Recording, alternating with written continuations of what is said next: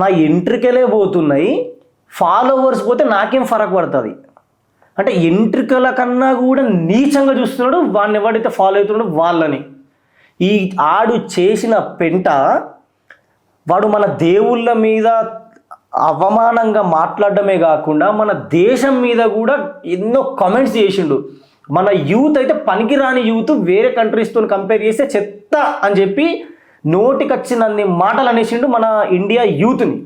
అట్లాంటివన్నీ స్టిల్ ఇంకా 1.2 1.3 million members అని ఫాలో అవుతున్నారు. నేను పెట్టిన పెంట ఈ గొడవ వల్ల నాకు ఏం నష్టం కాలేదు. మహా అంటే ఫాలోవర్స్ పోయినరు, బొచ్చులో ఫాలోవర్స్ ఉంటేంది పోతేంది, పీక్తే పీకని అంట. ఆడు చేసిన ఆ పెంటకి, ఆ గొడవకి 8 లక్షల రూపాయలు ఆల్రెడీ నాకు వచ్చినాయి డిసెంబర్లో.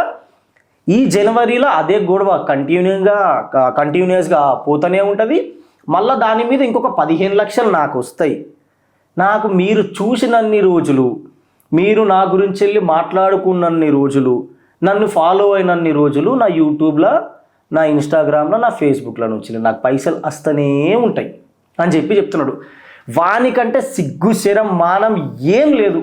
వాడిని ఫాలో అవ్వే వాళ్ళకి మరి ఏంది? అడు మిమ్మల్ని డైరెక్ట్గా నా ఎంట్రిక కన్నా కూడా తక్కువ రా మీ బతుకులు అన్నంత రేంజ్లో మాట్లాడుతున్నాడు కదా. ఇప్పటికీ మన ఎట్లా ఫాలో కాబుద్ధి అవుతుంది మీకు?